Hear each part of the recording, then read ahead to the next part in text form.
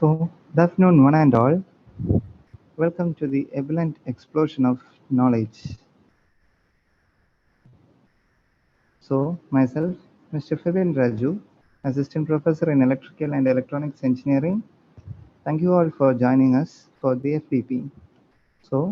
Today we are moving on to the fourth day of our FDP, that is Recent Trends in Engineering.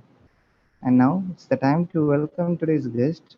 So I invite Ms. Remya Via, Head of the Department in Electrical and Electronics Engineering, to welcome our guest, Dr. Vinod P, for the session. Ma'am, please. Thank you, Febin. A warm good afternoon to all. This is the fourth day of our faculty development program on the topic recent trends in engineering. First and foremost, I take this opportunity to welcome our speaker of the day, Dr. Vinod P, Professor and Head of the Department of Computer Science and Engineering at SMS College of Engineering, who is an eminent resource person. Dr. Vinod P is going to render today future directions in machine learning and image learning. It's an informative session.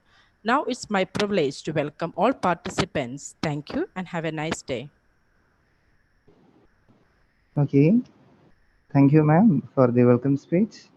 Now, before starting, we have some housekeeping, so please listen. Participants, kindly make sure that your audio and video are turned off for better clarity. If you have any questions during the session, please type them in the chat box.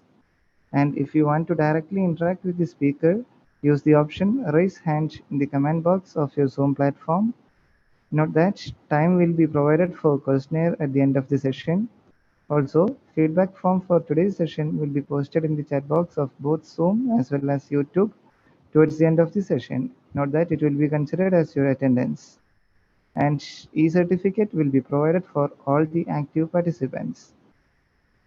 And now, moving on to today's session. The topic for today's session is future direction in machine learning and image learning. And today we have Dr. Vinod P, the professor and head of the department in computer science engineering in SEMS School of Engineering and Technology, Ernakulam.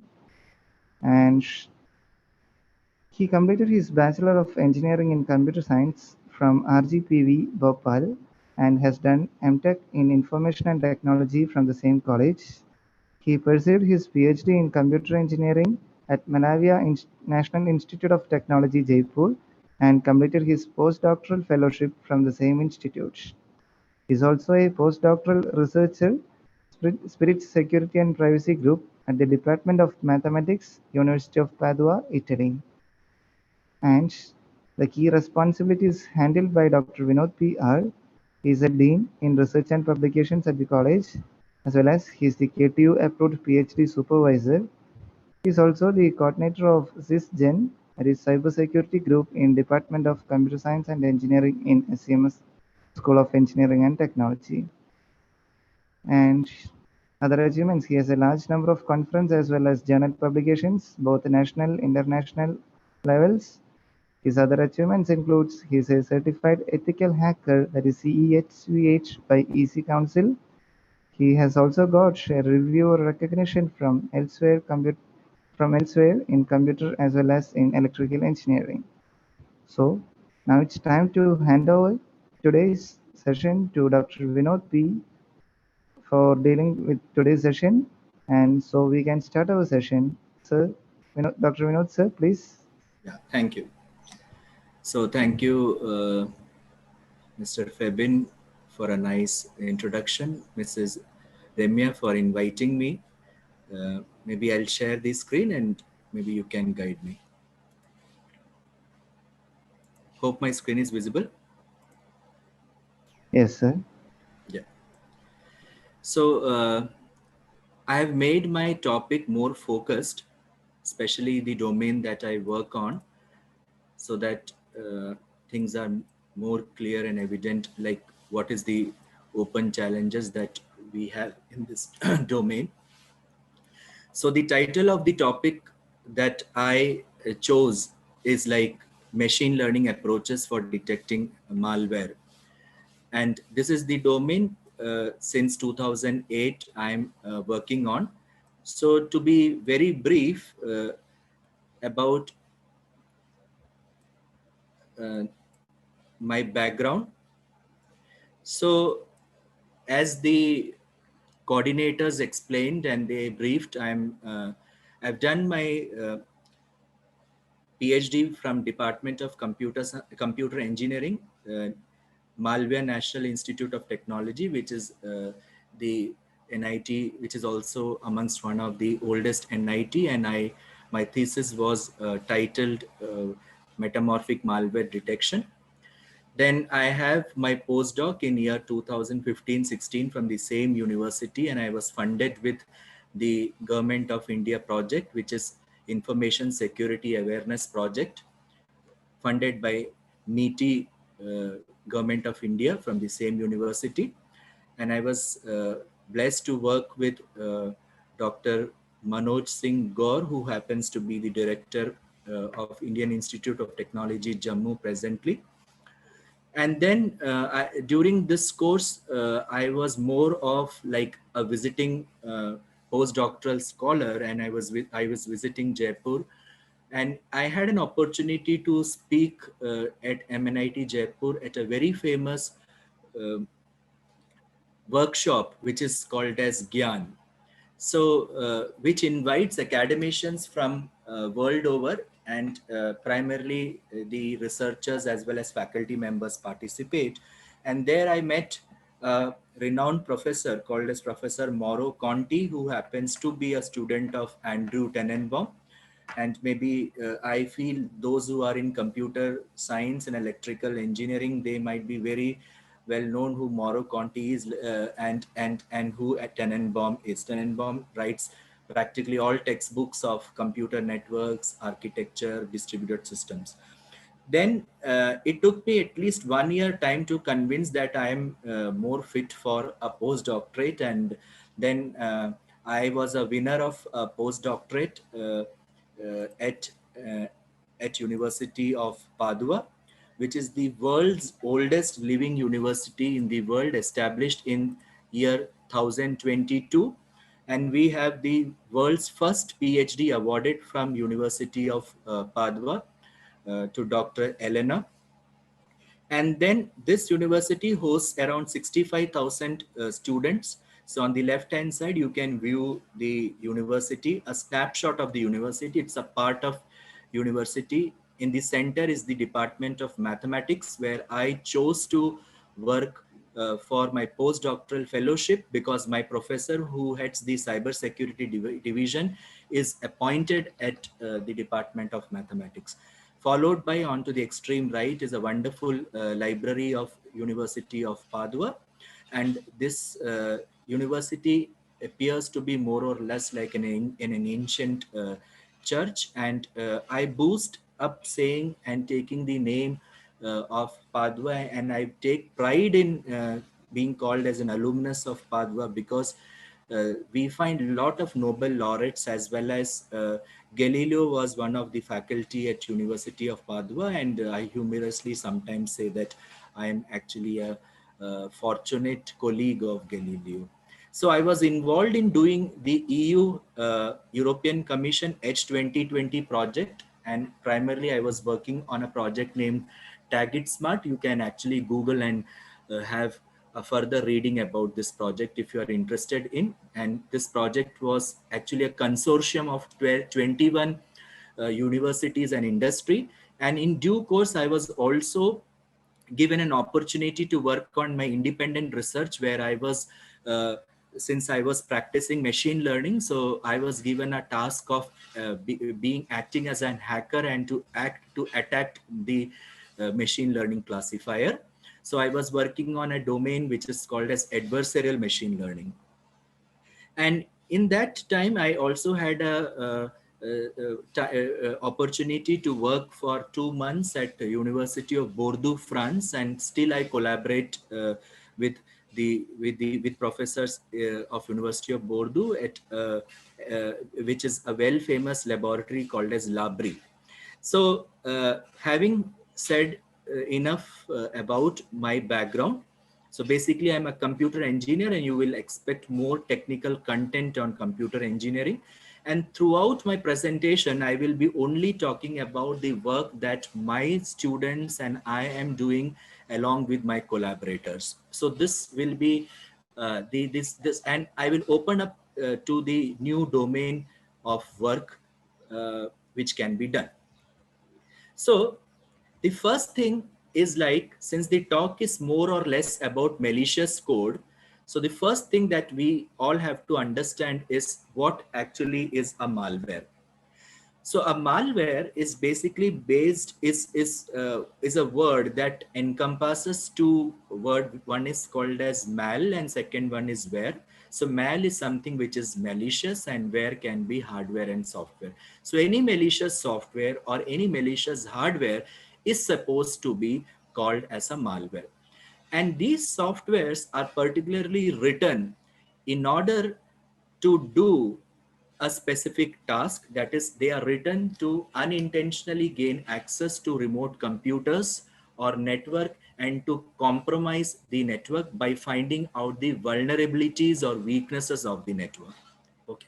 So the important definition that comes about malware from Moser et al. Is these are certain software having set of instructions that are deliberately used to harm a system with and the entire intention of the attacker is to gain unauthorized access to the system.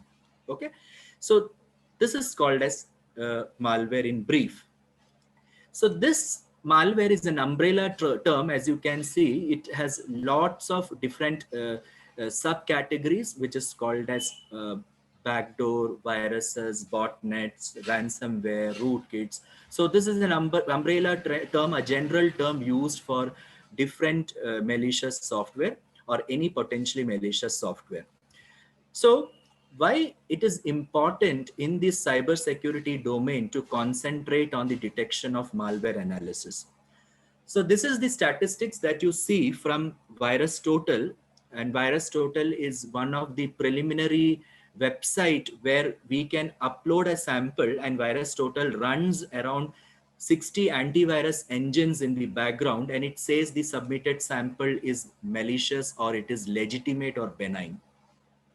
So if you can see on the left hand side, extreme left, you see that win32.exe samples are submitted by large. So the highest amount of samples that are submitted is always Windows 32 executable, followed by Android, then PDF. So it means that our concentration of research should be on identification of malicious Windows executable or malicious Android apps that we download from Google Play Store, or it could be a PDF that comes as an attachment to our mail.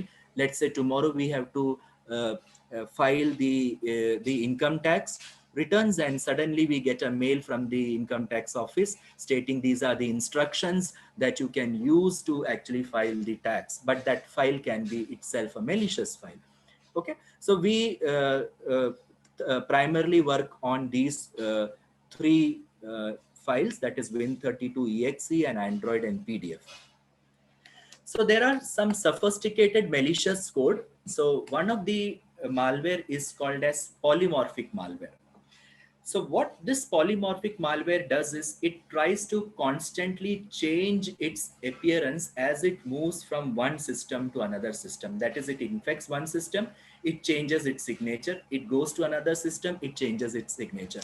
So if a signature-based antivirus detector is present in these machines, what will happen is these machines will not detect the new variants of malware because every time the signature is modifying. So the question is like how the signatures changes. So primarily the signature modification happens through a mechanism called as encryption. So that means every time a new variant of malware or a new offspring of malware is generated, it will try to encrypt the malicious code. Okay, and then it will infect the system, and then every encryption has got a unique decryption key. So such malware cannot be identified by a signature based detector because the patterns of the malicious code is actually hidden by the encryptor routine. So we can only have to execute the malicious sample and find out whether the sample indeed is infecting our machines or not.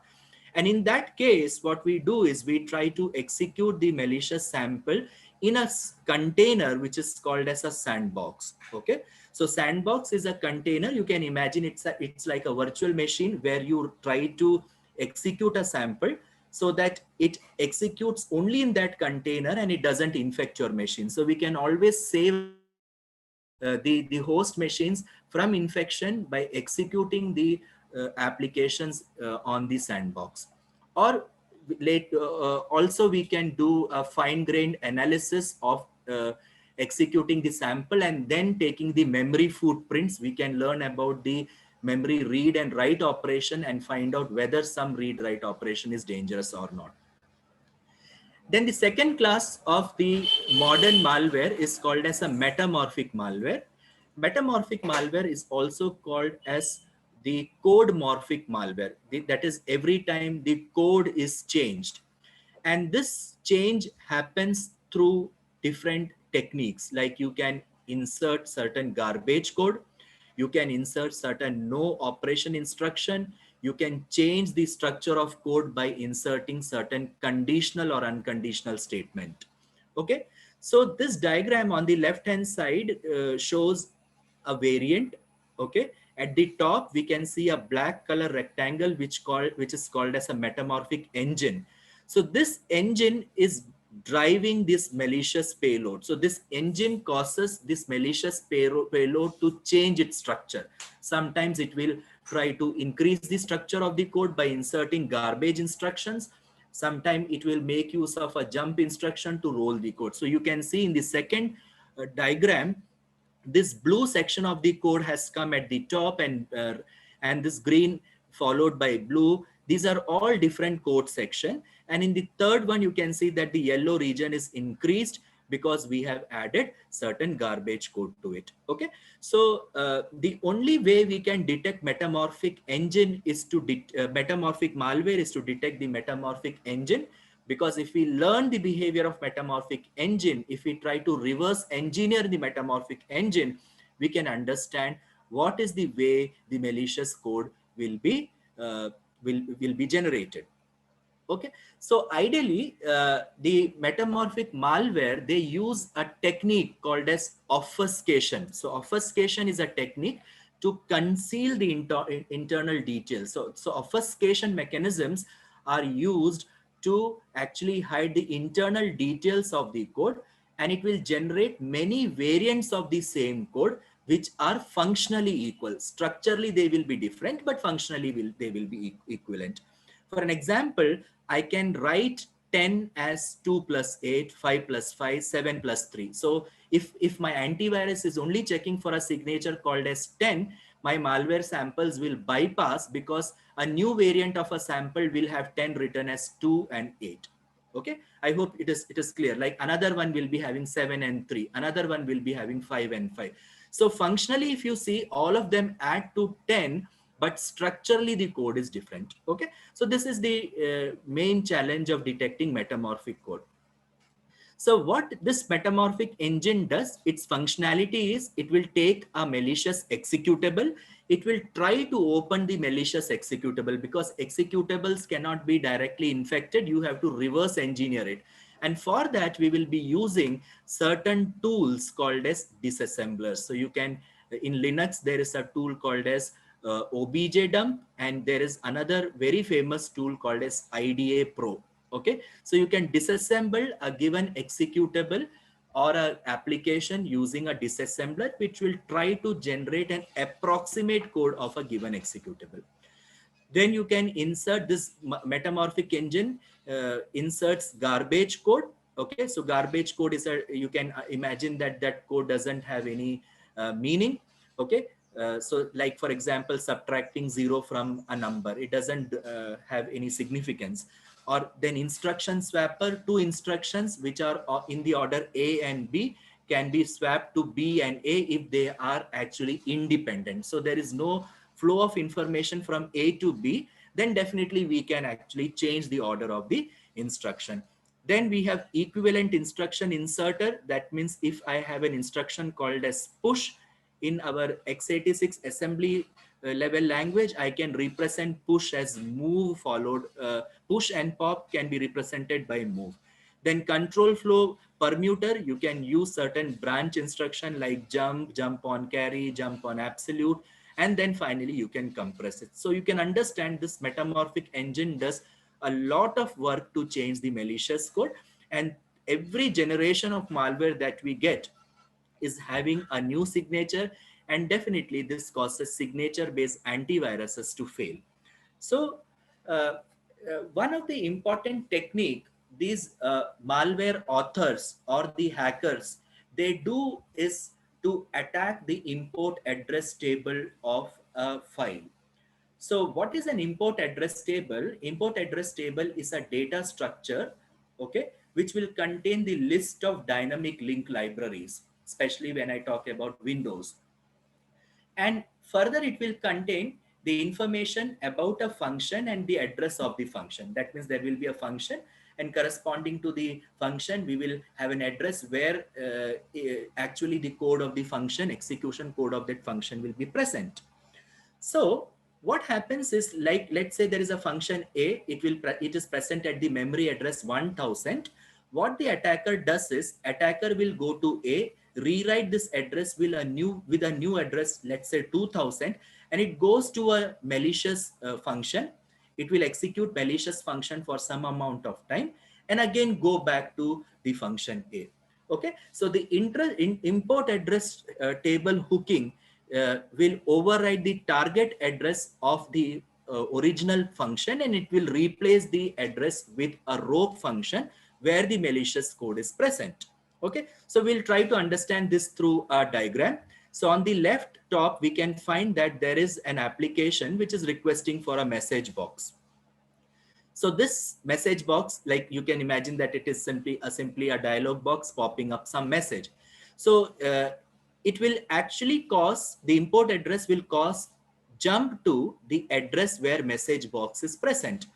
And it will execute the code that is present in this message box, which says that open a window of size X and Y dimension, pop it on the screen with a constant message. Imagine the scenario which is like a wrong way of doing. The attacker, what it will do is, instead of jump message box A, it will override this address and it will point to a dotted red line where hooked message box code will be written.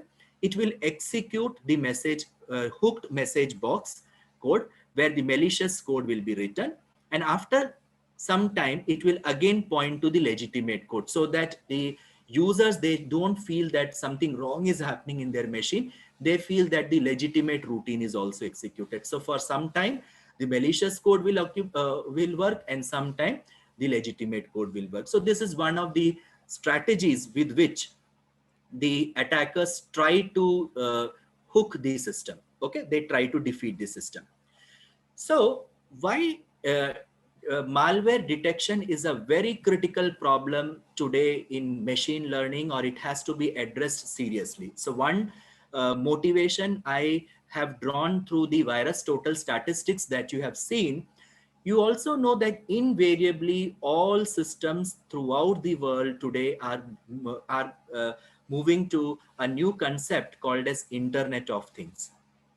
And every system, heterogeneous systems, are connected through internet. Okay, and when they are connected, they are being operated by the Android devices, and each Android devices have got an application specific to that particular domain. For example, for healthcare, there will be an application which will try to estimate how much calories I burned because I was walking. Or there would be a smartphone in which there will be an app. Then there will be a vehicle. In that vehicle there will be certain application, okay, which is interacting with some other applications. Okay, then there is a smartphone where we have washing machine, televisions, and voice assistants which are connected, and I can remotely control through my cell phone.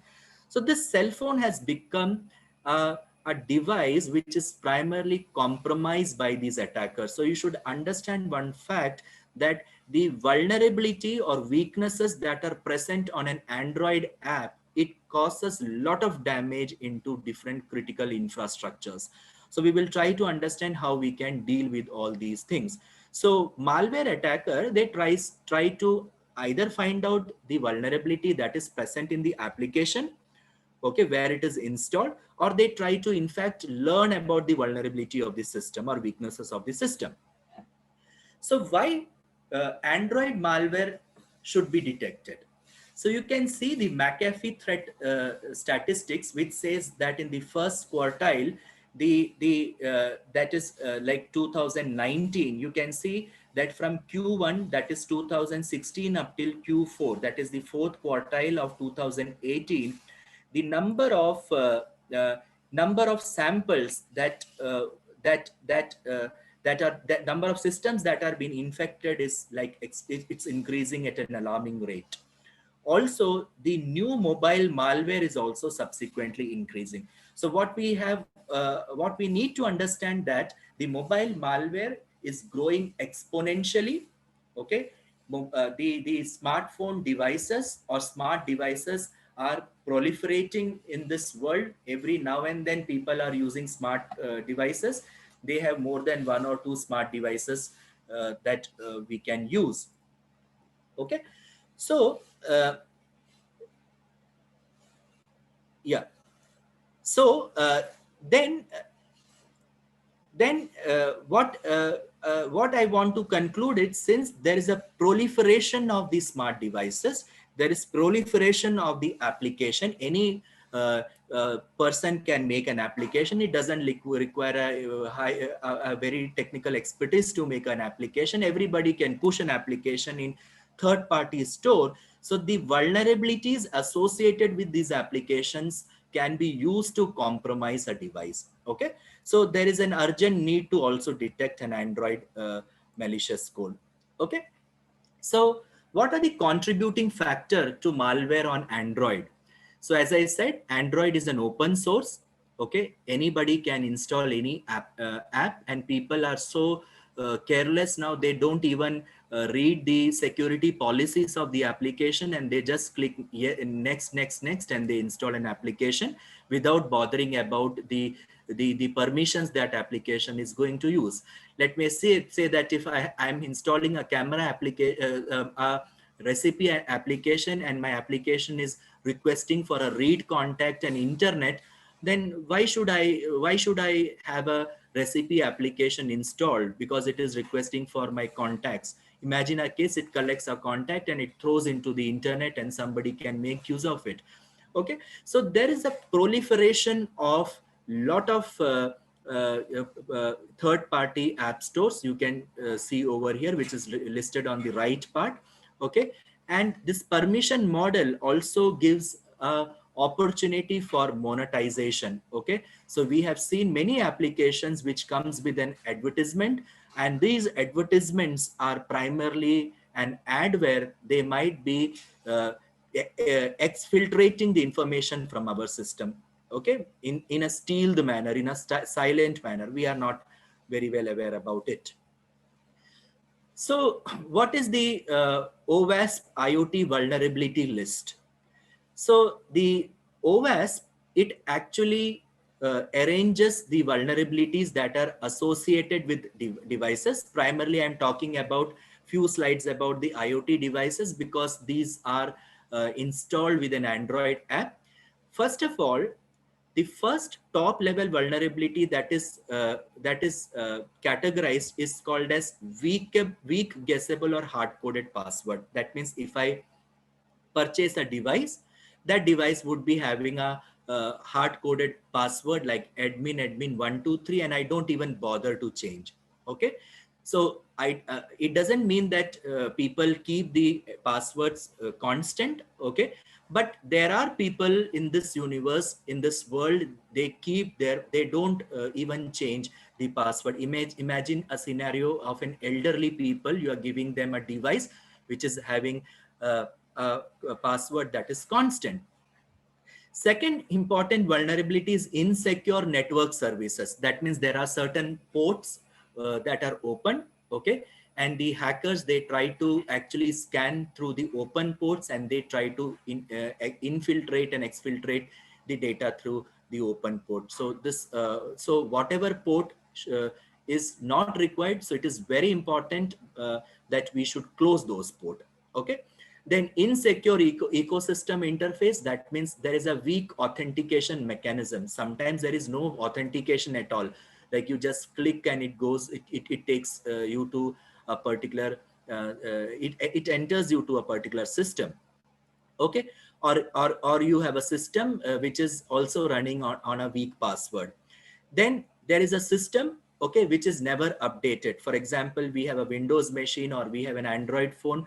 People say that the operating system has got some weaknesses, but we are not actually updating the operating system. So whatever inherent vulnerabilities are associated with that operating system, it will cause the data to be exfiltrated from our device. Okay. So every time whenever we have a operating system, it should be genuine. We should see that it is not a cracked thing, because nothing comes free. Even if you say that I'm installing a free antivirus, there will be something hidden in the antivirus, because nothing in this world comes for free. So you should be very careful about when you download something. Okay. And people say that it is free, nothing is free actually. And we are using, as I said, an unsecure and an outdated component. The sixth OS vulnerability is insufficient privacy protection. That is, you have data that is transferred from one system to another system. Even if the data is like encrypted, I can see the encrypted pattern from the data, and I can try to understand what is the type of the behavior that is happening. For example, I'm now opening Facebook and I do a like, and I'm listening to a video, or seeing a video, or I'm listening to a song. Each time a different traffic pattern will be submitted, and due to that, by seeing the patterns of the traffic, I can learn about the human behavior, and which can in fact lead to the privacy issues. Okay. Then the storage structure is not sufficient. Okay. Device management is poor, insecure default setting, and there is a lack of physical hardening. That means we don't have a secure boot, and the ports, debug ports, are never enabled. Okay. It is disabled. So to sum all these things, we say that most of the security systems that we have now is a reactive system. So there are two players in security. One is an adversary or an attacker, and the second part is called as the like the designer. Okay, the person who actually defends against the attacker. Okay, so how the designer works? What is happening today?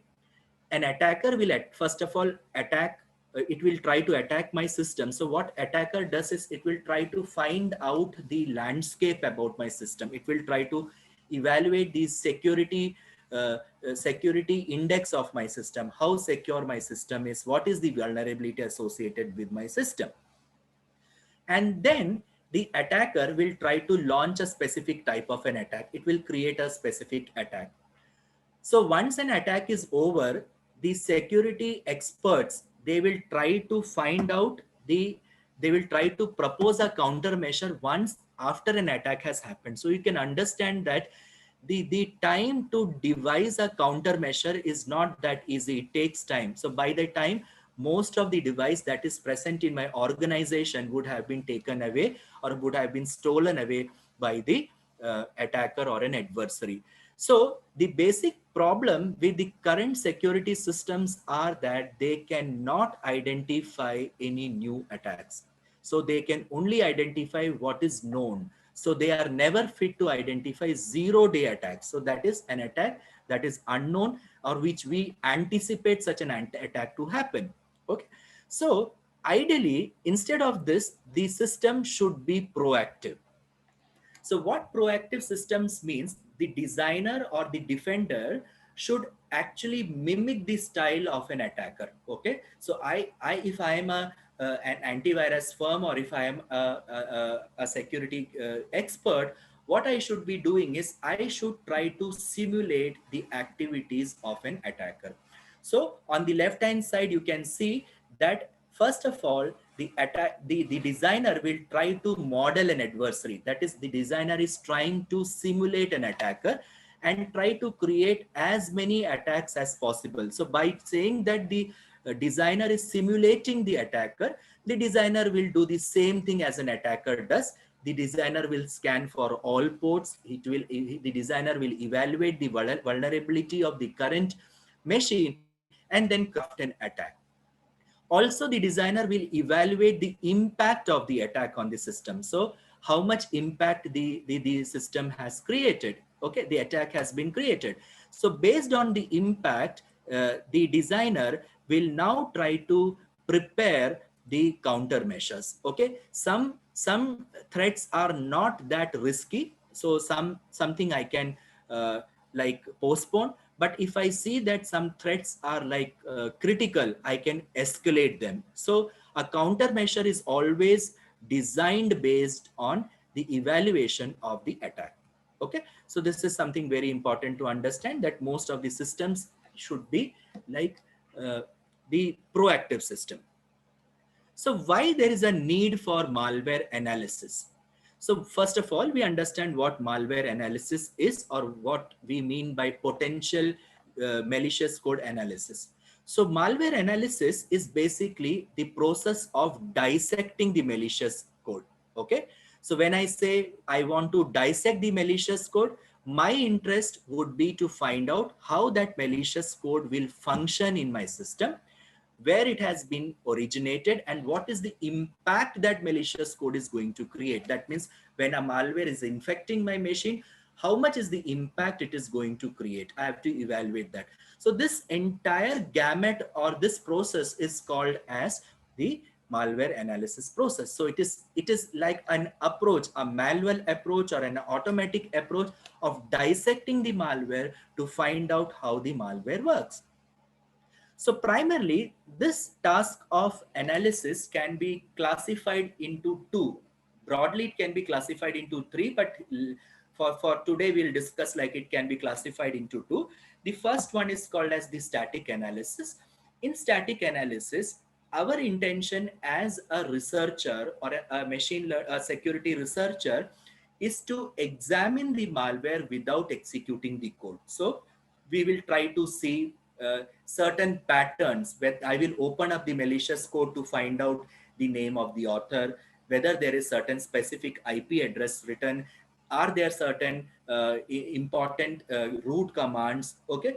So, or there dangerous permissions. So all those things will be investigated by doing a static analysis. So static analysis has an advantage that it is fast, and since you are not executing the code, it will never infect your machine. But every system comes with a limitation. The basic problem with the static analysis is that since we are not executing the program in a machine, so imagine that if the malicious payload is encrypted, so it is very difficult for us to analyze the malicious code which is encrypted by doing a static analysis. Okay, because the malicious code will only run when it comes to the memory. Okay, so since it is not running, we cannot examine the malicious code. So the second part of the analysis is called as dynamic analysis. In this analysis, we try to purposefully execute the malware, will forcefully execute the malware in a sandbox environment, as I told you previously, or in the container. So this container is a separate entity or software in your machine, where whenever we install a code, first it will be running in the container. So when the container evaluates that this particular code is legitimate or benign, then only that code will be transferred to the host machine. So we have understood that when something is running in the container, okay, so we are actually looking for the infection vectors, whether the system registry is infected, whether the malware is dropping a specific file, whether it is attaching to certain current process. Okay, so dynamic analysis gives us a detailed analysis of any malicious code, but the problem with dynamic analysis is it is slow. So there are plus as well as negatives that is involved in both the cases. Okay, So this is what is about dynamic analysis and static analysis. And there is a third category which says use both of them, combine static and dynamic, which is called as hybrid analysis. So let us now come to the today's highlight. What is why machine learning for malware detection? Why we have to focus on machine learning, and why people, the researchers, are shifting from the conventional detection techniques to machine learning. Okay, so we know that machine learning is a domain that has evolved over times. Okay, and we have seen that machine learning is like we have seen a lot of application domains where machine learning has shown us an increased accuracy, and the scalability of this system is also good.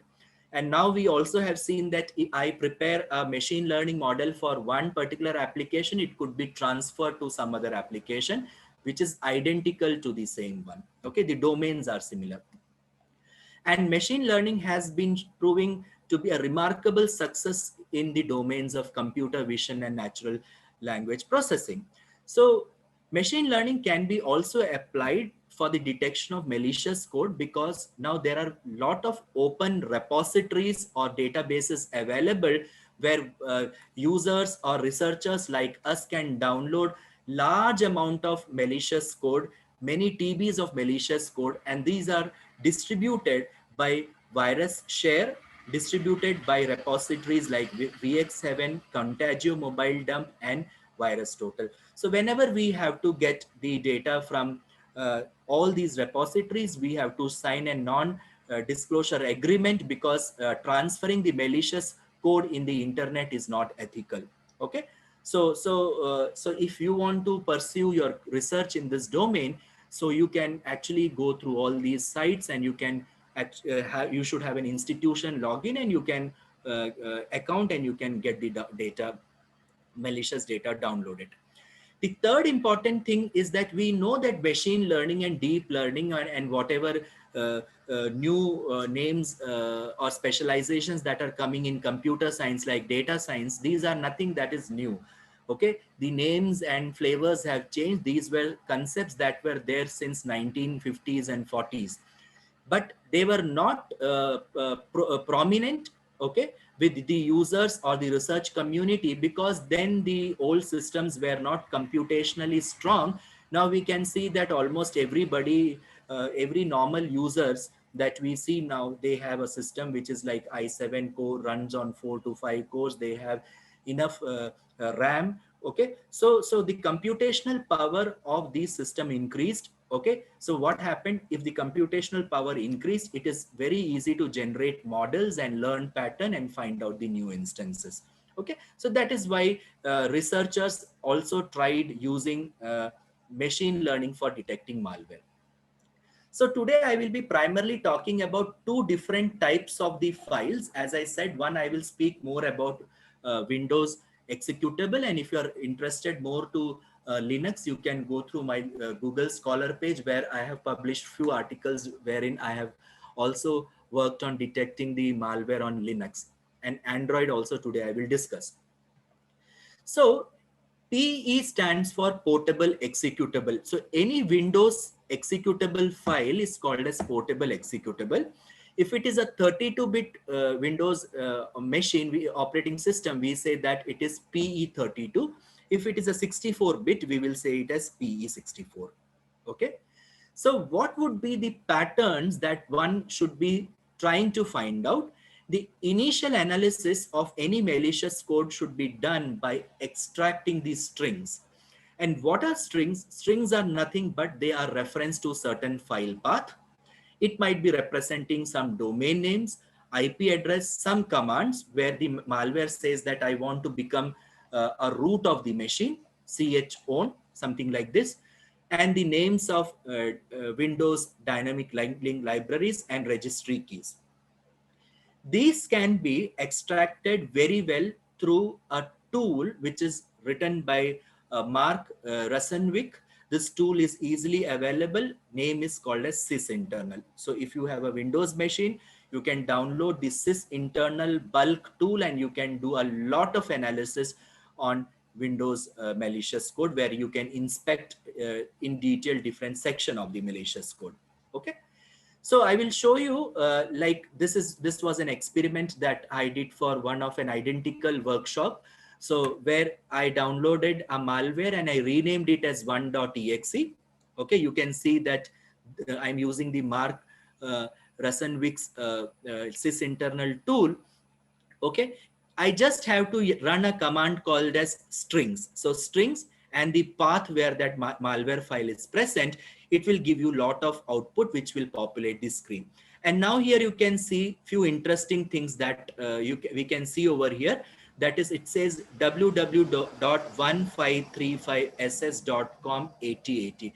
That means when this malware is installed in my machine, it will try to contact a remote server, which would be a malicious server, which is called as 1535 and so on. So what we can do is we can visit that site, and finally we can black hole that particular site, or we can block those sites. So if I see some information coming from the traffic coming from such sites, I can block. Also, we can see that towards the end, this type of malware is trying to attach to the Internet Explorer. Okay, so you can see IE Explorer. So that means this malware will attach itself to the Internet Explorer. So anytime you execute the Internet Explorer, this malware will work. Imagine this malware is a keylogger. So whatever we are typing, it will try to take it. Okay. So the second tool that is free and any one of you can actually download and investigate is something called as PE Explorer. So this PE Explorer, you just drag and drop any malicious file. The same 1.exe file is dragged and drop, and you can find out different meta information, metadata about this file. For example, how many sections are there, when this particular file was created. Okay, what is the memory address this particular file will be using. Lot of things are available in this, in which operating system it will work. Okay, all those things can be used, and maybe using these things I can create my own machine learning model. Okay, so in order to hide the malware from analysis, so I said process of dissecting malware is called as malware analysis. In order to hide the malware, what the attackers are doing is they try to put a outer layer on the malicious code using a software called as packers. So largely they use something called as packers to create an outer envelope over the current executable. So what happens is whenever an antivirus tries to scan, it is scanning the outer layer, so it will not scan the malicious code. Okay, so you can see that the malware authors are using one of the famous packers, which is called as UPX. UPX stands for Ultimate Packed Executable. So you can see that my file size, which was 17,000, is now now reduced to 11,000. Okay, the same file is being used, and the commands are here, which you can actually work on at your free time if you want to pursue malware analysis. Okay, or you give the file as an input to the disassembler. So I said disassembler is a program which will try to generate the near exact assembly code and extract the mnemonic part of it. So the one that is there in the dotted rectangle are the instructions, and you can create different patterns. So if I consider each instruction as separate, like add, JNZ, move, and I try to find out the occurrence of number of time add is present in my program, JNZ is present in my program, move is present in the program. Okay, I can do an analysis on individual opcode mnemonic. Then this is called as unigram. Alternatively, what I can do is I can combine two mnemonic, like add JNZ, then JNZ and move and sub. So in a sliding window fashion, so in a window, I'm taking two mnemonics, then this is called as bigram. Now, if I take three mnemonics like add, JNZ and move, then JNZ, move and move, like this. So add, JNZ, move, then JNZ, move and sub. So this is called as a trigram, and then you try to evaluate based on the frequency of these engrams. So engrams are a concept which we are inspired by the domain of natural language processing. So these engrams actually gives the behavioral snapshot of the sentences. For example, if there is a sentence called as I ate mango, if I do an analysis on I separate, ate separate, and mango separate, and if I have a sentence ate I mango, both sentences are different. Okay, but if I have I ate mango, then I will understand that I ate makes some sense, ate mangoes makes sense. So it's more contextual. So you can learn pattern if you do some engram analysis. Okay. So imagine that we have collected the file. So the next important process of machine learning is to extract feature. So let us try to understand what feature means. A feature is nothing but it is a characteristics of an object or an instance. A feature can be measured. For example, the age can be measured. Height is a feature which can be measured, but there are certain features which are not quantifiable. For example, colors. Okay. So you can look at two pictures on the screen. On the left, you have a picture of a rose, and the right, we have a picture of a lotus. And the feature that I extract now is color. So if I say that if a flower is red color, it will be definitely a rose. If a flower is in white color, it will be always a lotus. So imagine that our machine learning model, the algorithm only works on one of the important feature, which is called as color. Now the situation changes if I give an apple as an input to the trained model, since its color is red, what will happen? This apple will be labeled as now a red rose. Likewise, a polar bear will be named as a lotus. So what we understand through this slide is the extraction of a feature in a machine learning perspective is something very, very, very important. So you can never uh, create a machine learning model with a synthetic feature. So we should extract important features. So feature engineering is one of the critical tasks in machine learning. So I conclude by saying that single feature may not be useful for classification, and a set of feature, for example, over here, like if I talk about a flower, I can talk about, I will collect the color of the flower, the petal length of the flower, the sepal length of the flower, whether the flower is having a thorn. So you are having lot of features. So the set of features are called as feature vector, and the number of features, okay, like age, height, color. So there are three features. So these are called as dimensionality. So one sample to another sample, if we are having, there should be enough difference. So if I say that a set of flower is lotus and a set of flower is rose, so there should be all samples which can be differentiated based on these features. So the classification algorithm, what they tries to do is they try to extract relevant feature so that the feature vectors are discriminant. They can be separated. And if they can be separated properly, then what happens is if you supply any new data to the classification algorithm, it will be classified either as a rose or a lotus. Okay. So the next important thing is feature extraction. So taking the example of the malware, I can have two types of features. So I can take the features without executing the code, which is called a static feature. I can also extract the feature by running it. So if I have a static feature, I can extract strings. I can extract engrams of the bytes. I can extract the engrams of the opcodes. I can extract the API calls. And through them, I can derive the feature. For example, from string, I can find out the entropy, because if the file is actually encrypted, the entropy will be high. If I'm having the bytes, can I create an image of a malware? So people are working on uh, making antivirus learn about the images of a malware. I will also talk about a work that we recently did and we published. And then we can have a functional call graph, something like a call graph. But in case of a dynamic feature, our interest is to learn about the patterns that are there in the memory, okay, instruction trace, then the network flow, okay. So what data is flowing from the source to destination and destination to the source, as well as the sequence in which the API calls are traced. So this is the taxonomy or the classification of the features.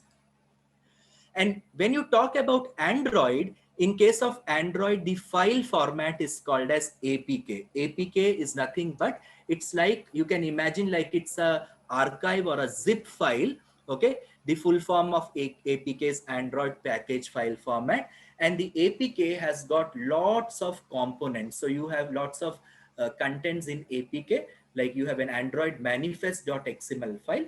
And this Android manifest.xml file contains a lot of data with which an expert can work on, which are permissions. Okay, what is the permission that is required for an app to install successfully? It could be the version, it could be the name of the package, whether the app is requesting for an hardware feature, like it wants a microphone access, it wants a camera access, it will require an access to SD card, so and so on. All programs that you write on Android are compiled and it is created to a bytecode, and this bytecode is called as classes.dex. And if our app is having an icon, it is having a specific background sound or a color, all those things will be present in a folder called as resources. As we all know that Android programs can also be written in different programming language, okay, based on the intent of writing the app in different language. We have a lib folder where we have the C or C++ the libraries written in C and C++, okay, and then you have a meta INF folder which contains the certificate of a user who has created an Android application. So, having looked at the file structure of Android, we can extract diverse features from an Android file, and few of them I have listed. The list is exhaustive, but I have listed something that we all can remember and we all can go through. So from Android manifest.xml file, I can extract permissions. I can look for hardware features. I can look for intents. Intents are mechanisms in Android in which two applications speak together, or an application or multiple screens on application can pass on data. Okay, then we can do an analysis on a low level code identical to what is there in the x86 programming language. We can find out opcode, number of files that is created that you disassemble. Then you can do an analysis on metadata, that means number of times that this application has been downloaded, what is the reputation of the application, who has created the application, the version, all those stuff. And then we can execute the application on the machine in a sandbox environment to learn about the important function calls, which are also called a system call traces and network traces. So having spoken about the features, the next important step of the machine learning is called as the feature selection. So the machine learning pipeline starts with collection of data. Second is the extraction of feature. And the third one is the feature selection. So what feature selection means? Feature selection is a process of removing irrelevant or redundant features. So I take a real world example. Let's say I want to find out a student who is like very good in studies, and I'm giving this as a machine learning problem to the community, and I'm asking them to find out the features, extract features. Somebody said that I will measure height, I will measure weight. Somebody said that I will evaluate the name. Somebody said I will find out the marks in mathematics. So you would have very well understood that features like name, height, and weight does not tell whether a person is intelligent or whether a person is not good in studies. So relevant feature over here is mark in particular subject. So this feature selection approach helps us determine, these algorithms helps us find out irrelevant attributes which will never help us in classification. Okay, these are called as noisy attributes. These noisy attributes have to be eliminated. Okay, and the if we eliminate all these unnecessary attributes that are present in our data, we as a human being can visualize the feature. We can draw a graph, we can plot the data points, we can actually visualize the data.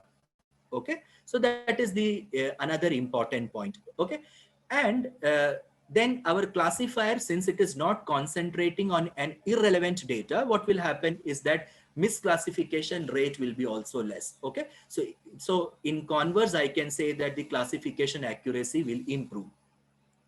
And these feature selection algorithms, they give us the set of features such a way that the lower dimensional feature space is having an equivalent power as we take the entire feature. Okay, but the problem is that this feature selection process, algorithmically, if we look, is a very hard problem.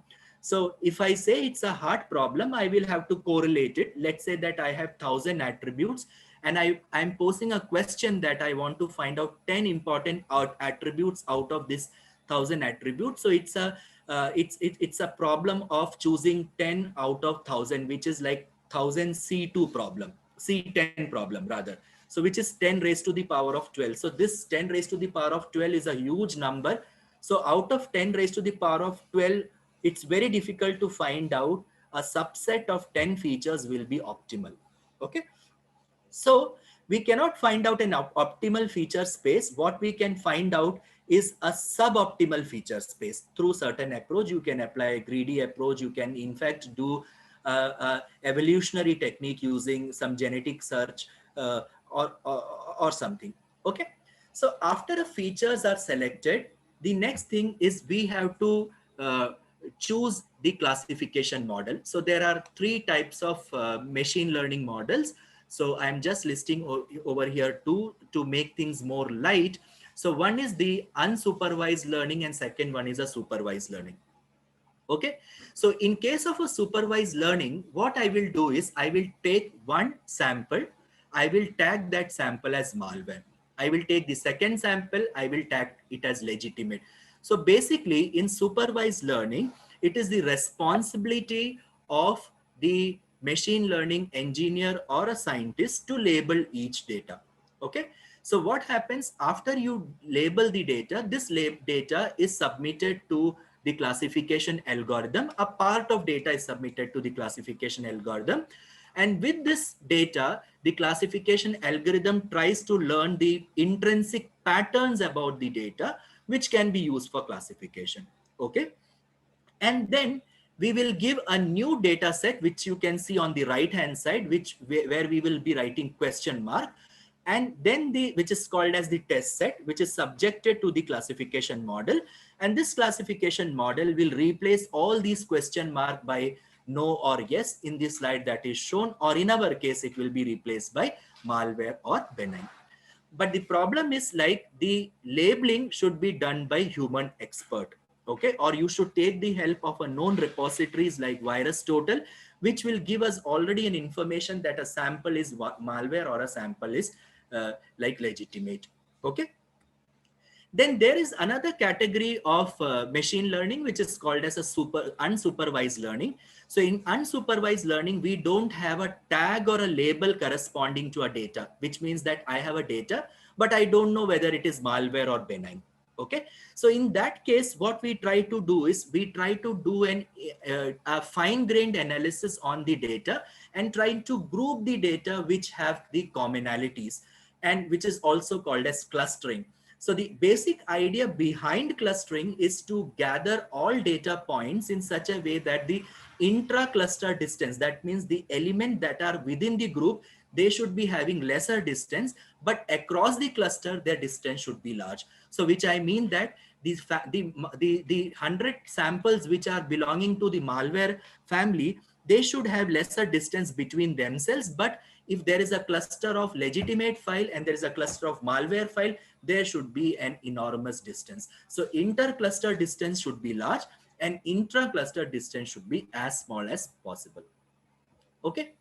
So what is the problem of the traditional machine learning algorithm? Okay, so that we start looking at a new domain of machine learning. The basic problem, if you would have understood till now, is the traditional machine learning algorithms, they will depend upon human expert to extract relevant features. Okay, so first of all, the human has to label the data, then they will have to extract the feature. So manual feature engineering is something very critical in the case of traditional machine learning paradigm. And if this labeling of data and extraction of feature is not done strictly, then our machine learning model will be poisoned. Okay. So in order to avoid all these things, okay, because we know that manual feature engineering is a very critical task. So it takes time and it's a time intensive task. So there has been a proliferation or an explosion of using deep learning onto the security problems, because deep learning architectures can learn pattern by themselves. So this is the first work that I am going to introduce to you. This work I did with one of the research group in University of De Montfort in UK, with one of the professor called as Professor Suleiman Yeremia, and our paper is now up, which you can actually read. So in this problem, what we are trying to find out is, can we take a sample, a malicious Android app, and can we justify, say, with truth that this particular app is malicious or it could be legitimate? And here we are basically using a architecture called as convolution neural network. Okay, so here I will be speaking about convolution neural network also. So the aim of my study was to evaluate and propose and to find out whether convolution neural network is scalable for identifying the Android malicious app. I just take half a second break. I need to have water. I just take a break for half a second.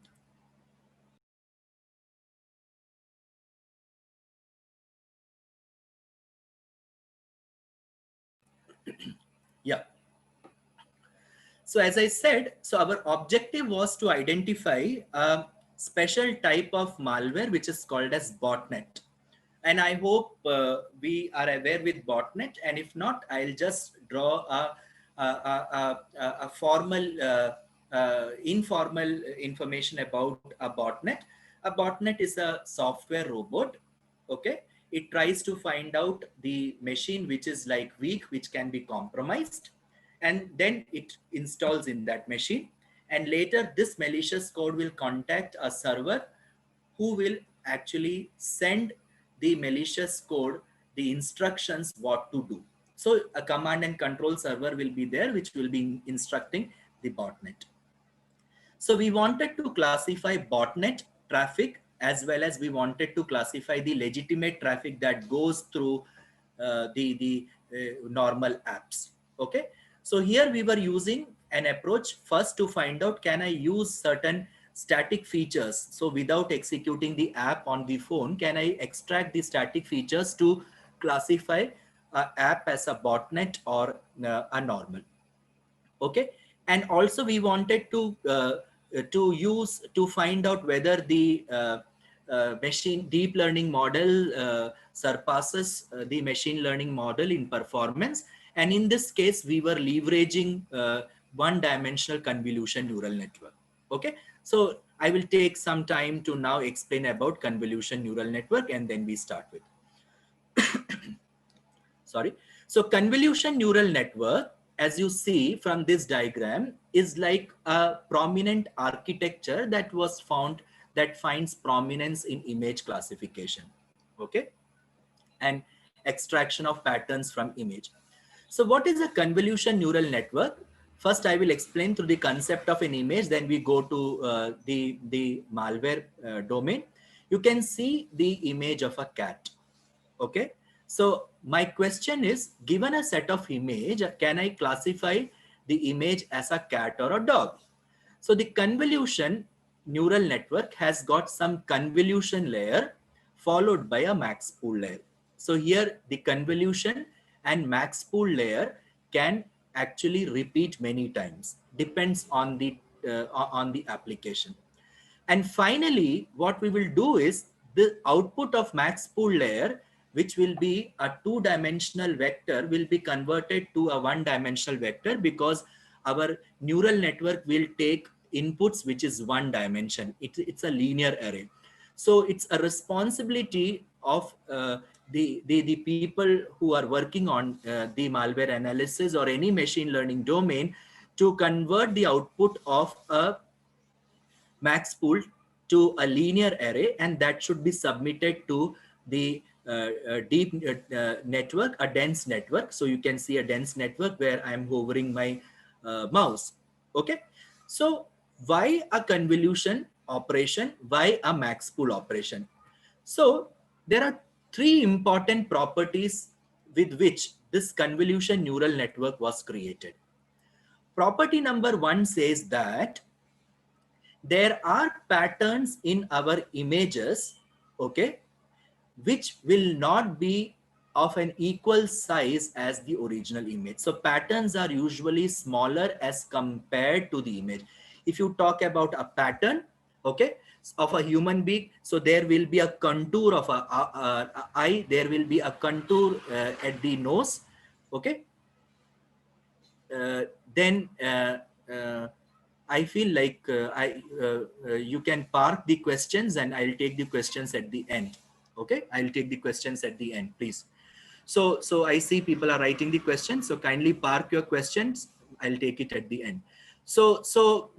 Then the thing is that there are certain patterns that will be repeated throughout the image. So the advantage of using a convolution neural network is, if the pattern is like moving across the image, this convolution neural network would be able to identify the patterns. It can tag the patterns. Okay.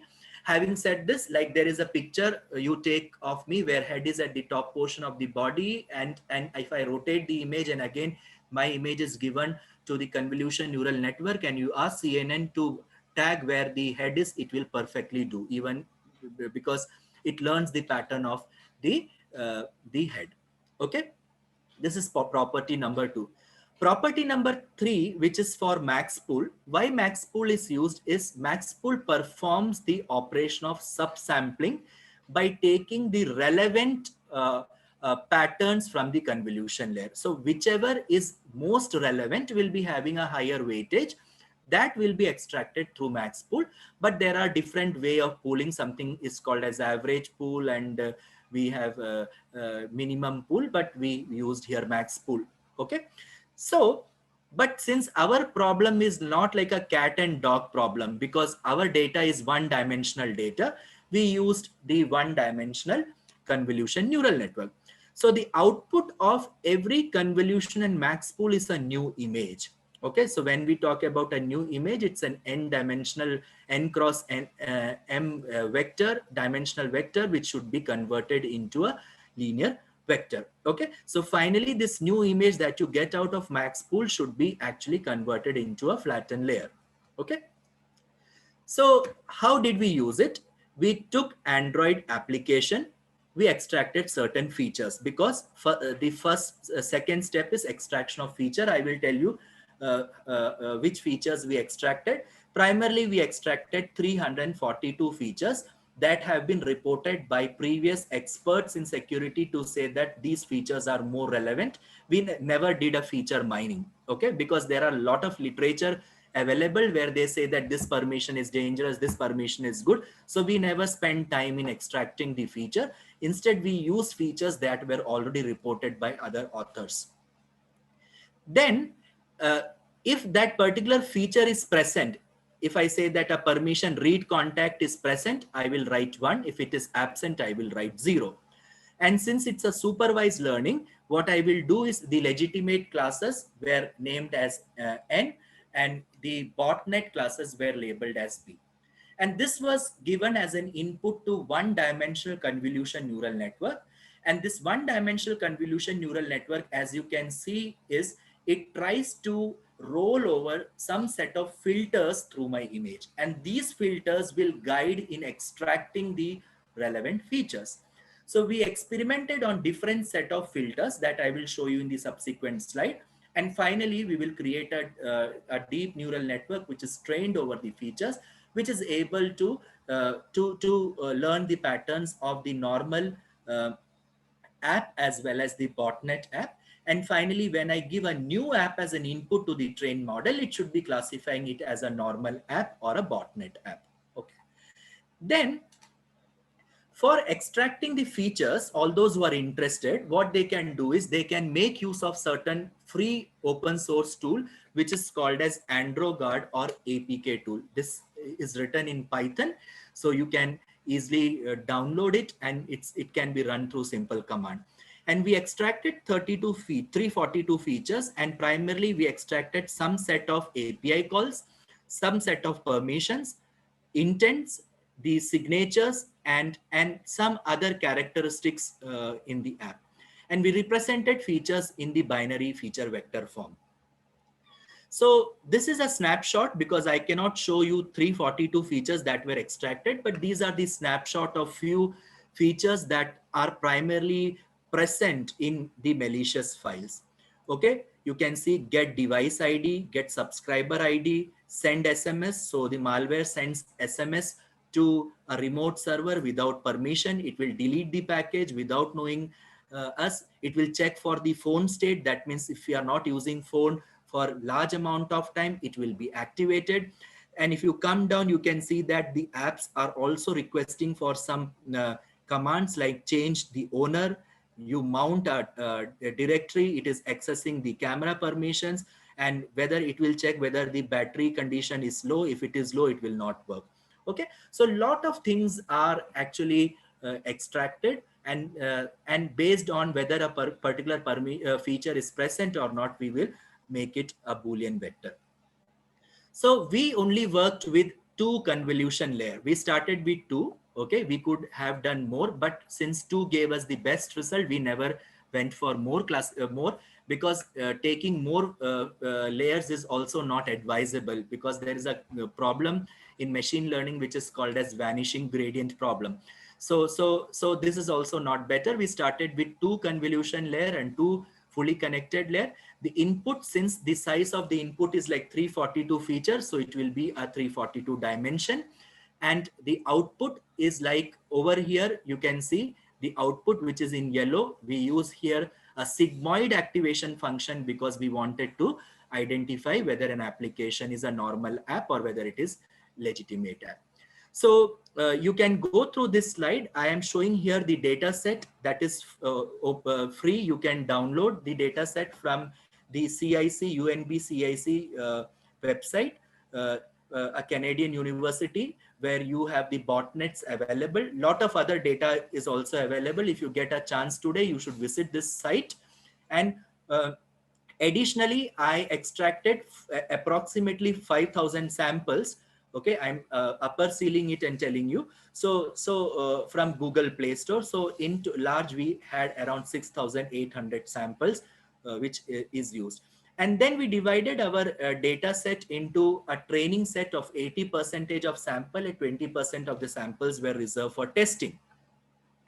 And we were interested to perform various studies. First, what is the impact of the number of filters? So if we change the filter, does it change the classification accuracy? If I change the length of the filter, I start with filter size of 2, then 3, then 4, will it affect? Okay.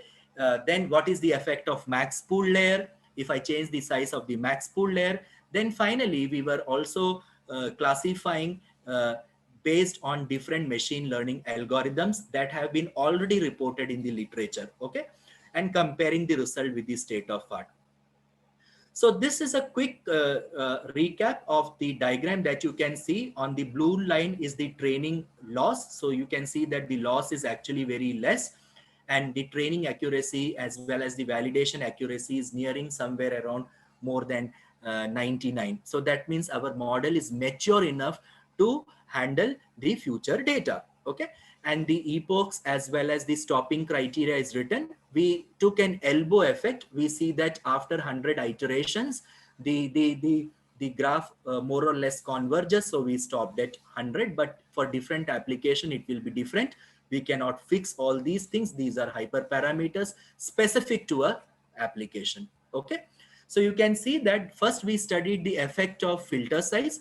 So as we increase the filter size until 32, we can see that there is a marginal increase. So the filter size of 32 gave us an accuracy of 0.98. Then we learned the length of the filter. The length of the filter size 4 gave me us a value of 0.98. And if we increase the filter size, it was adding noise, because if you increase the filter, you increase the dimensionality of the window, and that might not be always good. Okay.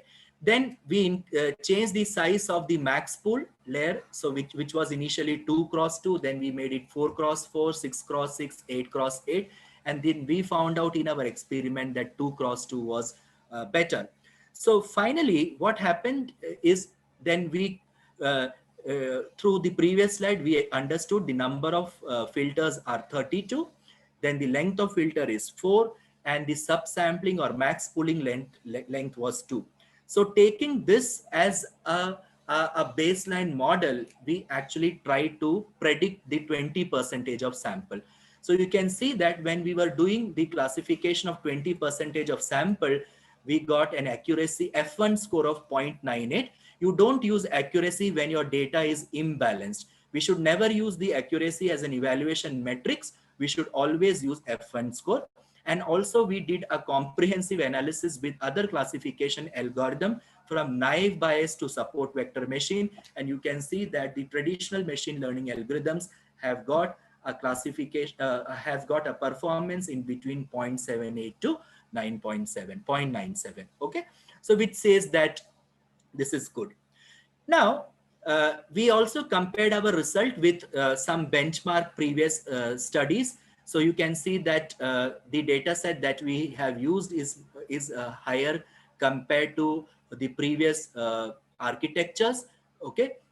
And you can see that our study gave an accuracy of 0.98, which is far beyond the other studies in terms of F1 measure. Okay. So we were also exploring a new domain of malware analysis, which is called as visualization. Okay, so this is the work that I am doing with my bachelor student, and we submitted an article recently to a journal, a high impact factor journal. Our basic idea was that if a malware belongs to a specific family, okay, since they are said to be in a family, their pattern should be identical. So this is a graph that is only drawn for your reference. Okay, so you can see that I am showing here a pattern of Win32 Switzer malware family, and I'm plotting the entropy of the bytes. So if you see, on the x-axis is the block, a block of bytes that is considered, and if you see that the patterns between 1000 to 1250 at the top in all cases are identical. So that means in a family there are patterns that are similar. So likewise, you can see a second family called as aileron. Here also you can find that the patterns are similar. So we thought of converting the detection of malicious code as an image visualization problem, because we know that convolution neural network are very good in identifying a malware, to identifying a pattern through its convolution and pooling operation. So in this problem, what we did is we took certain Android apps, and we unzipped those Android app to extract different features. And particularly here we we focused on classes.dex, which is actually the bytecode of the file. Okay. And through this bytecode, we try to open this bytecode in a hex editor. Hex editor is a tool which will convert the input into a hexadecimal code. And through this hex editor, we got lot of hex codes. Okay, so you have code from 00 to FF. So basically then we created a Markov model, a Markov chain, where we were interested to find out if 00 is coming after 00, whether 01 will come. So we were calculating the probabilities. So basically every image were represented in the form of a probability that you can see over here on a matrix of 256 cross 256, and we got an image representation of each app. And for the legitimate app as well as for the malicious app, we were creating the images, and these images were further supplied as an input to a convolution neural network, here two-dimensional convolution neural network. And then we were trying to classify it as malware or benign. Okay, also we used here in this experiment transfer learning, where we actually created a model which was trained using the ImageNet weight, and we classified. So I will just show you the results. As you can see, we did an experiment on different split size, 50% of training, 50% of test, likewise 90 to 10, and we can see that the accuracy precision uh, is greater than 0.99, which shows that the antiviruses may adopt such a principle for classification. And this work also we submitted to the Kerala Cyberdome challenge this time, and we were amongst the first 25 teams for this type of a problem. So, having said everything about, and we being happy about seeing all these things, I'm going to take you to the dark side of machine learning. Okay, so let us try to understand. This would be the concluding section of my presentation. I have approximately 30 minutes or so. So we security experts or researchers feel that machine learning were designed to be deployed in the legitimate environment. That is, the environment where we are going to deploy machine learning is legitimate. You feel that there is a machine learning service on cloud, you feel that it will be staying that for years without leaking information. But it is not like that. It's very easy to attack a machine learning classifier that I will show you now. Then the second important problem, and it is a myth between any people who are practicing machine learning, is they take a training data, okay, and they take a test data, they get 99% as you see in the previous slide, and they will be happy, oh, my results are good. The problem that one has to understand is our data is giving, the model is giving us a good result because the test data is having an identical distribution as the training data. Okay. Imagine a scenario that an attacker changes the distribution by a small quantity. Will we able to predict, will the machine learning classifier will it predict the data properly? Okay, so the data source that we take, that does not depend upon the classifier. So if we add a small noise, can we evaluate that our classification system is robust? Okay, so this entire domain of machine learning is called as an adversarial machine learning. So I will show you through an example over here, and this is a very famous group working in Italy from University of Calgary, Battista Bigo. You can read to his paper. I actually follow his lectures a lot, and we are also working with this group, and we have one paper with this group also. So what you have to see is that, imagine that the machine learning classifier is able to identify a given object as a school bus. Okay, and if I add to this image a small noise, you can get an image on the right hand side which is a school bus.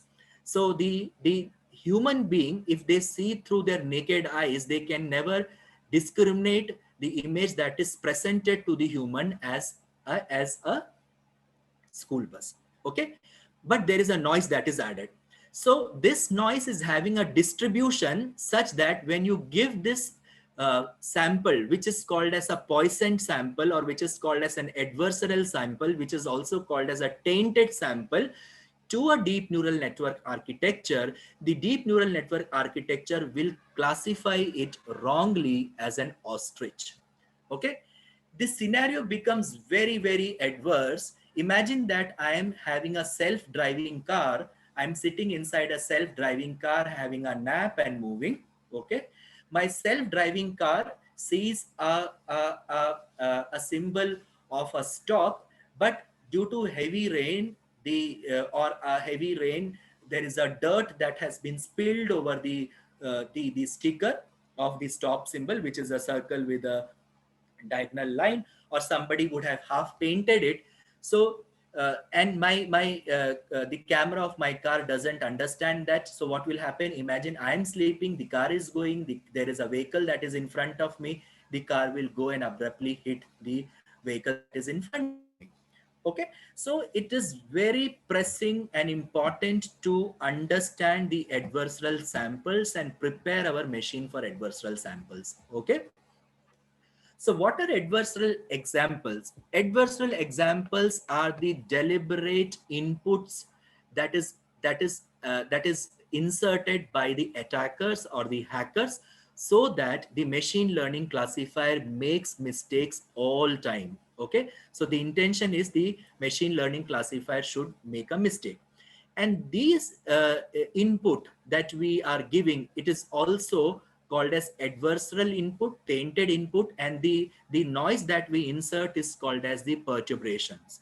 Okay, and these perturbations are never recognized by the human being. They are meant to specially disguise the classifier.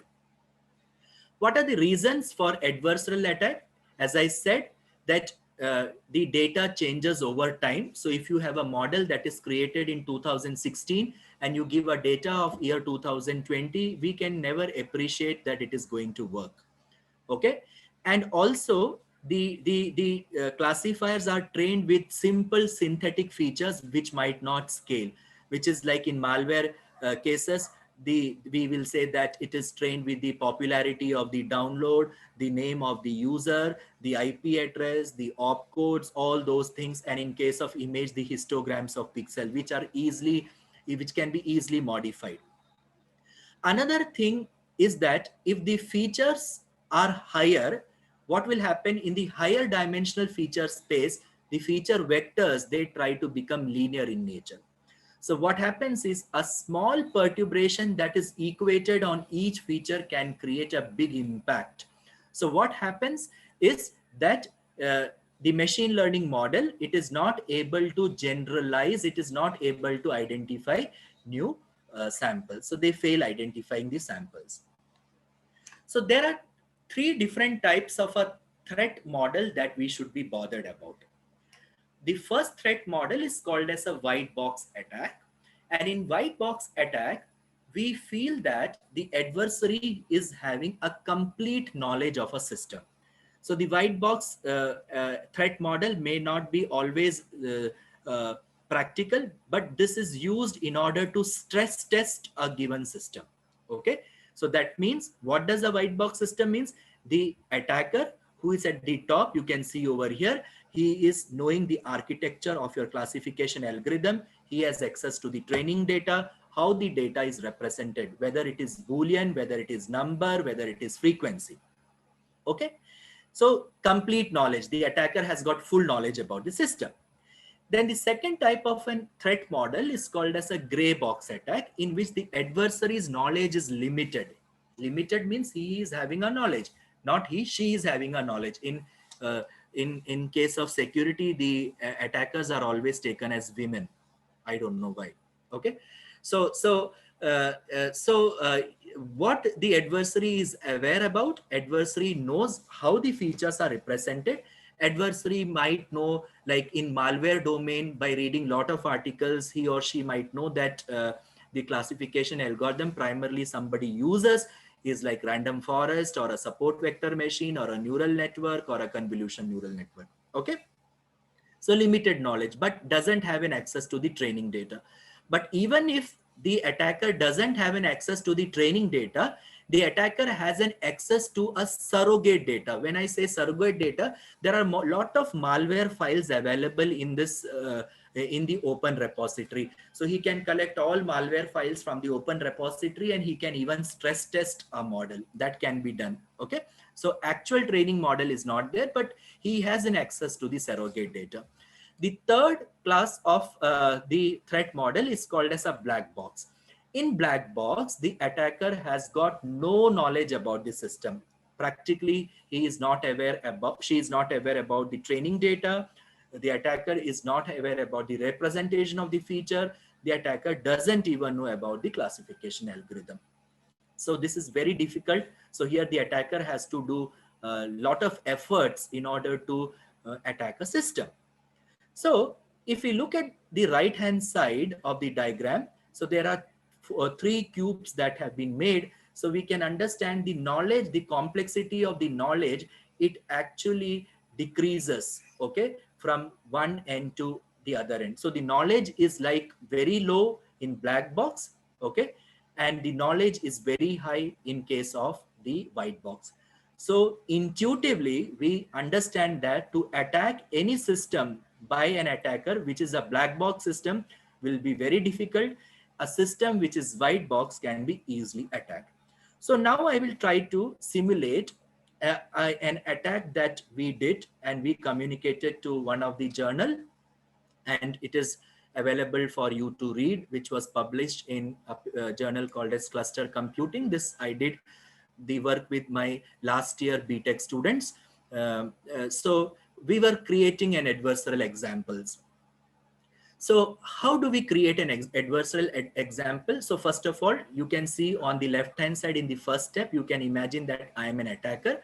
I don't know anything about a classification system, but I know I should have one knowledge that this system is for classification of malware and benign, as VirusTotal is an oracle which is there for classification of malware and benign. I will submit the known benign and then the known malware. I know something that is malware, I know something is benign to this black box classifier which I want to attack. And I will try to learn what is the label given by this classifier. If it is benign, the output is benign. If it is malware, the output is malware. Then what I do is, I don't know what classification algorithm is used in the black area. So I choose one of the classification algorithm. I will submit the same samples over here, and I will try to learn about the pattern of the samples output that I get, whether I get benign and malware, which is got from the previous black box system. I repeat this process. I take another set of malware, another set of benign. I will try to learn the output. Okay. From the output, I will give input to my classification algorithm, and I will see, is there any deviation? I will keep on doing it. Then once this step is done, what I will do, I will take a malware sample, I will add a random noise to it, because my intention is my malicious sample should not be caught by an antivirus. So that is my intention. And my antivirus now is a machine learning classifier. So when I add a noise, I rename it as, for my sake of understanding and for better clarity of the audience, I name it as adversarial samples. I give it as an input to the black box system. And let's say the black box system will name it as benign. And the yellow part is actually shown for you as an adversarial sample, but it is still a malware. Okay, it is still a malware. Again, I will give this to my substitute model, which is shown in white color. I will try to learn the pattern. So I will create new disturbances, and I will try to find out what is the amount of disturbance that I can add to the malicious sample so that it can be misclassified as benign. Okay, so we will keep on doing it. In the fourth step, as you can see, I know that I have got an adversarial sample which is wrongly classified as benign. So that means a malware wrongly classified as benign. I will create more proportions of those samples, submit to the classifier in the black box. So if I know that it is like an adversarial sample, I can give it as an input to my classifier, which will also classify as an adversarial. So the point number 4 is something very, very critical for us to understand, that now an attacker has learned the distribution of an adversarial sample which can be used to kill the malicious, which can be used to kill the machine learning model that is deployed. Now it's very easy. Now I take in the fifth step, I will generate more number of samples because I know the distribution. If I submit to this, it will be classified as benign. So we did an experiment where we try to create where we try to fool deep neural network, where we try to fill random forest, where we try to fool support vector machine. The results are not there in these slides, but I can tell you we could very well fool the deep neural network, but it was difficult for us to, we could fool the random forest, but it was difficult for us to fool random forest as compared to the deep neural network. Okay. So, uh, so what we have learned through this, what could be the countermeasure? Okay. So the countermeasure could be, what is the countermeasure for this? I can, so creating an attack is nothing great that we are doing. Why we are doing adversarial machine learning is we need to understand, as a defense person, can I be 10 step ahead of an attacker? That is my objective. So if I am able to simulate an attacker, if I am able to simulate the attack tactics, then I can create a system which is more robust and which can actually identify new attack patterns. Okay. So the problem can be restated as, if I am as a defender, I know that these are the adversarial samples, a 3-class problem or an n+1 class problem. Am I audible? Can someone guide me? Yes, sir. You're audible. Yeah. Please guide me, because suddenly I saw some lack of bandwidth. If there is something, please guide me. Okay. It's okay, sir. Yeah. So we need to target this problem as an n+1 class problem, where we will train our model with 3 different classes. That is a benign, malware, and adversarial. So what will happen is somebody is trying to fool us, and the distribution of the data, the probabilistic distribution of data is towards the adversarial sample. We can actually keep track of it. So this is one of the important countermeasures that we find. Okay. What are the open research issues or challenges that one can take up and work? First important problem statement could be that we can trigger it as the class imbalance problem. That means there is a set of samples in this universe, in this world. We know that the number of malware samples are less as compared to the benign sample. So the problem is, like, when you train the classifier, it is always biased towards a sample data set which is like more. Then we should be also in a position to create a public benchmark data set, not to depend on someone's data set. As a researcher, it is our own responsibility to create a data set and make it public to others so that others can also experiment on. Then try to learn the temporal aspect of the machine learning. That means 2016, you prepare a model.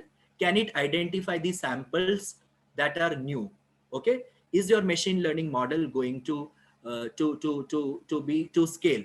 If not, apply incremental learning and make it fast. Okay. Then we have a domain called as adversarial machine learning, where we will try to create a camouflage sample and make our samples detect it. Okay. Last but not the least, a very important concept is, now we have also seen certain samples which identify the analysis environment. For example, if I am using a virtual machine, the malware will understand that I am running inside a virtual machine. So I should sleep until and unless I am not inside virtual machine. Now you will ask how? Because in system registry, there are registry keys where an application will make an entry. So it can understand the virtual machine entry. Having said all these things, what should be the new gamut of research? So another 2-3 slides, and with which I will close. So whatever we have seen now is that we have a data. Okay. We know the distribution of the data. We will try to find out the class label. But are we prepared enough for future attacks? No, not at all. So in that case, what we will be doing is we will have to find out a new concept that is called as cyber threat intelligence. So what cyber threat intelligence in a nutshell, I will tell you what does it mean is that in 2017, when there was the exploit of WannaCry ransomware that happened, okay, before WannaCry infected the system, the discussions actually started in the Twitter by these great security experts and the companies, the people from companies and hackers in 2016. So in 2016 itself, the common vulnerability exposure ID for the WannaCry was given, but 2017 only it attacked. So can we create a system which will try to learn important attributes from the discussions that are available from open sources to create an effective threat intelligence system which can prepare our network from future cyber attacks? Okay, so this domain is called as threat intelligence. So here one critical thing that we have to understand is the attack that is created for a healthcare system will be definitely different from the attack that is created for a financial sector. Okay, so the healthcare system, we won't find enough ransomware. Okay, from an industrial control system there will be no ransomware, but an educational system phishing attack, ransomware attack will be different. So we cannot create a generic solution for it. So our solution should be confined to a different set of domains. Okay, so threat intelligence is extraction of knowledge about a vulnerability, indicators, and threat. So then we have we are doing one problem in this. So basically we are trying to find out the indicators of compromise. Indicators of compromise are nothing but these are the artifacts with which we can find out whether a sample is in, whether an attack has happened. That means an artifact can be a file, it could be an email, it could be a hyperlink, it could be an IP address. Okay, so I'll just skip, this is not that important, but here I will go. So the objective is to combine natural language processing techniques with the deep learning models to create an effective cyber threat infrastructure, okay, which will try to understand about the vulnerability from different open source repositories like news websites, blogs, mailing lists, Twitter, Reddit. Okay, and this would be extracting these features, we created a machine learning model, particularly using a convolution neural network. And in the first phase, we were able to categorize the input as it is the attack that is for a healthcare system, the attack is for an industrial control system, an attack is for an education system. After you do this, then you will find out the artifacts. So what is the definition of artifacts? In a nutshell, we will say indicators of compromise. So the indicators of compromise are the file path, they can be IP address, and all those things that are listed over here. Okay, then it was given to a convolution neural network. The convolution neural network primarily used was a neural network which is used for sentence classification. Okay, through this we will classify it as an indicator of compromise and non-indicator of compromise, and then it has to be used with our own network intrusion detection system. So it has to be converted in the form of a standard representation which is called as a MISP. So MISP is a standard paradigm which you can learn about, and we create a MISP rule, and through this MISP rule we can actually make our model learn. Okay, so these are the things that you can extract, and I'm done with my presentation. Hope I could give some insight, but I prefer always talking more technical. So that is my presentation about, and I would like to address you with some questions. So I stopped at 3:50. So I stopped Okay. sharing the screen. So Okay I'm ready then. to take questions. Thank you, sir. Thank you. Thank you.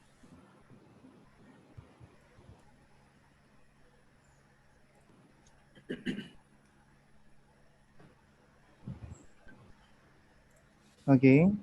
So, dear participants, now it's time for asking your doubts. Okay, participants, please do type your questions in the chat box. I will convey the same to the speaker. Again, the link will be shared soon.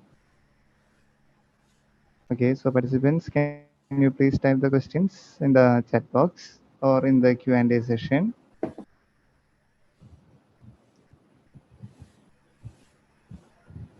Okay, one question from Pooja Kanadas. Sir, did we have an accurate system for medical image feature selection process? See, I'll tell you about this problem. So the question over here posted is like how you supply certain medical image, and then we can say like how accurate the system would be. So the it is more or less like a domain specific. Okay, so we recently did a work with a few of our group members in our institute on the COVID data, the X-ray data. Okay, so we were able to identify the data appropriately, but the thing is like no one can clearly say that okay, I take a CNN, it will give me 100% result for my work. I take a transfer learning model with ResNet, it will give a best result. It's too domain specific, and you have to experiment. There cannot be a generic answer for it. You have to experiment, you have to see. And even if the system is accurate, what I don't understand, I also feel that accuracy can be only measured if we do a temporal analysis. That means you collect an old data, give a new data to it, find out the result. Okay, if not, you have to apply active learning process to make your model better. Okay, so if we are to understand that you use X algorithm and then we say that this would be suiting our problem, it will never. Okay, we cannot have a system like this. So I would always recommend, like in case of the image processing domain, you should use some transfer learning techniques which might improve the result. uh, uh, Also, like maybe if your data is more or less like a temporal data, you should be using something like recurrent neural network, and you can use even a combination of CNN and NLSTM. Another question is, with the emerging introduction of haptics and augmented reality in medical field as well as an automated in days to days, a threat of ransomware attack create a, how can you justify safety? I cannot justify safety. Nobody can. If you try to understand to an important point where I started with, uh, it's a non-polynomial time hard problem. Otherwise, we will not have. We will always have a system which would have solved the solution. 1984 was the first PhD thesis on malware analysis written by Cohen, which clearly states that there is nothing going to be a perfect solution, because the way you write 10 is the way I write it different. I write it 8 plus 2. Okay, so the only solution is to be prepared for an attack. We can be only prepared. But if you say that can we have a perfect foolproof solution for a cyber attack, never. It can never happen. Okay, so that is why we should have a we should have a proactive system. Okay, and we should create a strong threat intelligence system which should learn new patterns. Okay, we should be 10 step ahead of attacker. If attackers are ahead of us, why can't we be? We are behind them because we are not simulating their strategies. That is the only issue. Okay, okay, so safety cannot be if the smart cars are actually learning the patterns of the generic signboards that are available on Google, and it has been trained with a simple object recognition system will be an utter failure. It can never scale. So if you have to scale, you have to subject new distribution uh, to the machine learning classification algorithms. So that is why smart cars are not prominent, and it has not gained popularity because the stress testing is not done till now. Okay, it's a very difficult problem. Okay, thank you, sir. And I think there is no more questions. The questions are already answered. Thank you, sir. So there are no questions more, and the feedback link is already shared. Thank you for all the participants for attending the session as well as filling the feedback. There So is a question. I think there is one more question. Can Can creating creating a a defensive AI program would ensure more safety than our country? Yes, sure, Rahul. The answer is yes. So that is what I was saying. Like, we have to uh, uh, see about the adversarial countermeasures. Definitely, that could be one of the solution. So one of the solution I said is called as adversarial retraining, but there are more critical solution, but it is a bit technical. But since you have asked me a question, I would answer. There is something called as defensive distillation. You can go through it.